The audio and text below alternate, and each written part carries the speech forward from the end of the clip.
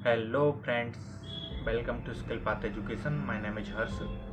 मैंने अभी एक शॉर्ट वीडियो में आपको टॉप 5 स्किल्स बताई थी। चाहे आप टेक कंपनी में काम करें, चाहे आप नॉन टेक में काम करें, चाहे आप कॉरपोरेट में काम करें, वो टॉप 5 स्किल्स आपको हर जगह काम आने वाली हैं। और आज अपन उस पर पूरा एक लॉन्ग डिस्कशन में बात करेंगे और with the help of example. मैं एग्जाम्पल भी दे के बताऊँगा जो शायद मैंने खुद एब्जॉर्व किए हैं, मैंने खुद को ना अप्लाई किया है। ठीक है, तो चलिए देखते हैं। सबसे पहली स्किल जो हमारी थी, marks help you get short listed. जो आपके मार्क्स होते हैं वो आपको किसी भी कंपनी में शॉर्ट लिस्टेड होने में हेल्प करते हैं। मान लीजिए मेरी CGPA 7 है या 7.5 है।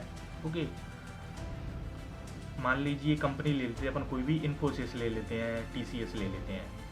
उसका क्राइटेरिया है कि आप तभी अप्लाई कर सकते हैं जब आपकी 7 CGPA होगी या 6.5 होगी या 7.5 होगी। तो आपके जो मार्क्स होते हैं वो यहाँ पर काम आते हैं शॉर्ट लिस्टेड होने में। अगर आपकी उतनी CGPA होगी ही नहीं तो आप अप्लाई नहीं कर पाएंगे ना।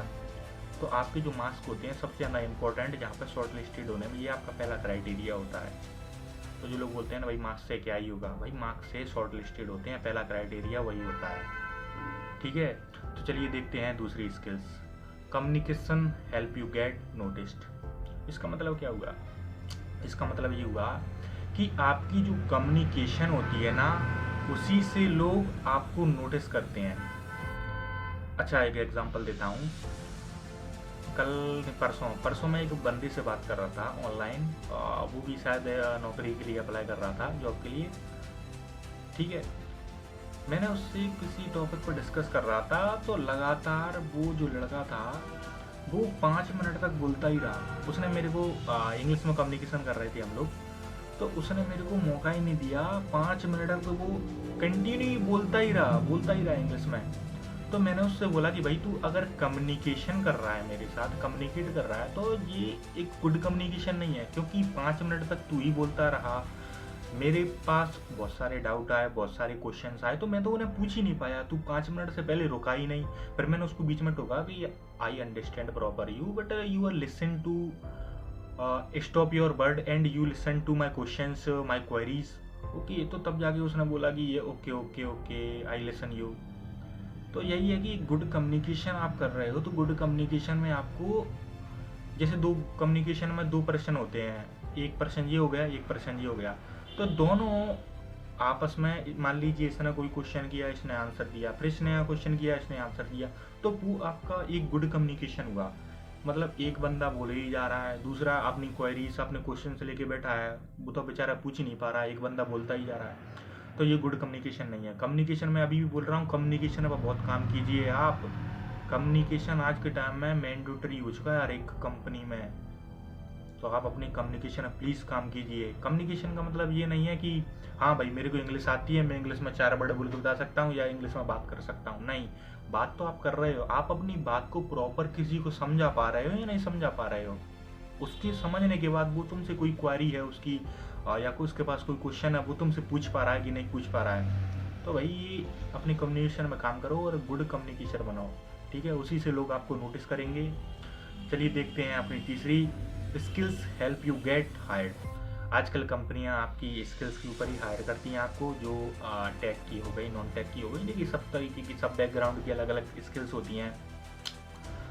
वैसे नॉन टेक कॉर्पोरेट की ज़्यादातर कम्युनिकेशन ही बेस्ट स्किल्स होती है, और कम्युनिकेशन ही आपको इन जो है कंपनियों में आगे लेके जाता है।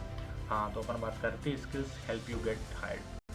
देखिए स्किल्स आपकी जो होंगी उसी के बेस्ट पर आप हायर होंगे, कंपनियां आपको हायर करेंगी।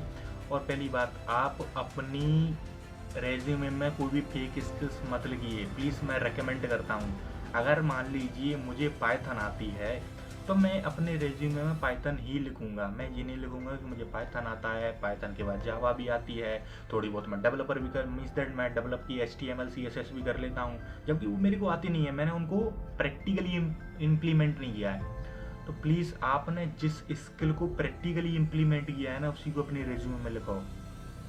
मैं हाँ ये ठीक है। उसके बाद attitude help you your growth. आपका जो एटीट्यूड होता है वो आपको ग्रोथ में काम आता है। एटीट्यूड का मतलब ये नहीं है कि हाँ भाई मैंने फॉर्मल कपड़े पहन लिए हैं और फॉर्मल कपड़े पहनने के बाद मैंने गॉगल लगा लिए हैं तो मेरा एटीट्यूड बहुत ऊपर है, मैं किसी से बात नहीं करूँगा, ये एटीट्यूड नहीं होता है आपका। आपकी बॉडी लैंग्वेज, आपका बिहेवियर, आपकी बात करने का तरीका, आपका एटीट्यूड, आपकी आई कांटेक्ट, जो आप लोगों से आई कांटेक्ट करके बोलते हो ना, कुछ लोग ऐसे होते हैं जो मतलब जो है अपनी आई को ऐसे करके बोलते हैं, हाँ जो भी है, और कुछ लोग प्रॉपर कम्युनिकेट करते हैं, तो ये एक एटीट्यूड दर्शाता है। एटीट्यूड का मतलब वो नहीं है कि आपने अच्छे कपड़े पहन लिए, आपने अच्छे गॉगल लगा लिए तो आप एटीट्यूड वाले हो गए, या आपने अच्छे अपने बाल रख लिए तो आप एटीट्यूड वाले हो गए। वो एटीट्यूड नहीं चलता इंडस्ट्री में, है ना। इंडस्ट्री में एक दूसरे लेवल का एटीट्यूड चलता है। तो अपनी एटीट्यूड की, जो आपका एटीट्यूड होगा उसके ऊपर भी काम करें, आपकी बॉडी लैंग्वेज के ऊपर काम करें, आपकी कम्युनिकेशन के ऊपर काम करें, आपकी आई कॉन्टैक्ट के ऊपर भी काम करें। कई बार ऐसा देखा जाता है इंटरव्यू में कि बंदे जो हैं उनको सब कुछ आता है, वो बोल भी नहीं पा रहे हैं, आई कॉन्टैक्ट ही नहीं कर पा रहे हैं अपने बंदों से, अपने जो इंटरव्यू ले रहा है उससे आई कॉन्टैक्ट ही नहीं कर पा रहे हैं। तो ऐसा ना करें, ठीक है। आपका जो एटीट्यूड है आपको आगे चल के वो बोलते हैं ना कि हमारा प्रमोशन हो गया, कभी आपने ये दिमाग लगाया कि प्रमोशन कैसे हुआ उसका? प्रमोशन में उसकी हेल्प किया उसके एटीट्यूड ने, है ना। तो चलिए अब आगे देखते हैं लास्ट स्किल्स, 5वीं, कंसिस्टेंसी हेल्प यू सक्सीड। इसका मतलब क्या है? देखिए, आप जॉब की तैयारी कर रहे हो या आपने जॉब ले ली हो, आप जॉब कर रहे हो, अच्छा आपने ये कभी सोचा है कि जॉब लेने के बाद उसमें काम होता है तो उसमें क्या कंसिस्टेंसी की क्या ज़रूरत है? उसमें तो भाई हम वर्क ही कर रहे हैं, होगा जितना कर लेंगे। ऐसा नहीं होता। जब आपको कोई टास्क दिया गया है या टेक में आपको कोई प्रोजेक्ट दिया गया है तो उस प्रोजेक्ट के ऊपर आपको स्पेसिफिक टाइम में काम करके देना होता है। ऐसा नहीं है कि आपने कोई प्रोजेक्ट ले लिया, आपकी टीम के पास प्रोजेक्ट आ गया और ठीक है भाई 10 दिन में कर लेंगे, 12 दिन में, ऐसा नहीं होता। इंडस्ट्री में आपको उसको हर वर्क आप हाथ में लेने के बाद एक फॉर्म फिल करते हैं। फॉर्म फिल में आप उसको टाइम दे देंगे, मैं इस ड्यूरेशन में like that 7 days, 8 days, 6 days में इसको पूरा करके दे सकता हूँ। अब आप देखिए, रात में काम कीजिए, दिन में काम कीजिए, वो आपके ऊपर है। तो कंसिस्टेंसी आपकी जॉब लेने के बाद भी काम आती है और वही आपको सक्सेस बनाती है। काफ़ी लोग क्या करते हैं, इंटरव्यू वगैरह क्रैक कर लेते हैं, जॉब ले लेते हैं और ज्वाइनिंग करके कंपनी में चले जाते हैं, बस कुछ टाइम बाद कंपनी उनको निकाल देती है, उनका ले ऑफ हो जाता है। ले ऑफ क्यों होता है पता है? आपने सोचा होगा, नहीं सोचा। ले ऑफ होने का रीज़न है कि वो लोगों ने और एक्स्ट्रा ऑर्डिनरी स्किल्स अपनी डेवलप नहीं की, अपने ऊपर काम नहीं किया और उन्होंने कंसिस्टेंसी बनाए नहीं रखी। तो आज के टाइम में कंसिस्टेंसी बहुत ज़रूरी है। आप एग्ज़ाम की तैयारी कर रहे हैं तो उसमें भी कंसिस्टेंसी ज़रूरी है। आपने जॉब ले ली है, आप प्रॉपर जॉब कर रहे हैं तो उसमें भी कंसिस्टेंसी बहुत ज़रूरी है, ठीक है। तो इसी के साथ ख़त्म करते हैं इस कन्वर्सेशन को। और देखो यार, मार्क्स आपके जो होंगे वो शुरुआत मार्क्सों से होती है आपकी, और कम्युनिकेशन से आपकी पहचान होती है, और स्किल से आपकी जॉब मिलती है, एटीट्यूड से आपकी ग्रोथ होती है, और कंसिस्टेंसी से आपको सक्सेस मिलती है, ठीक है।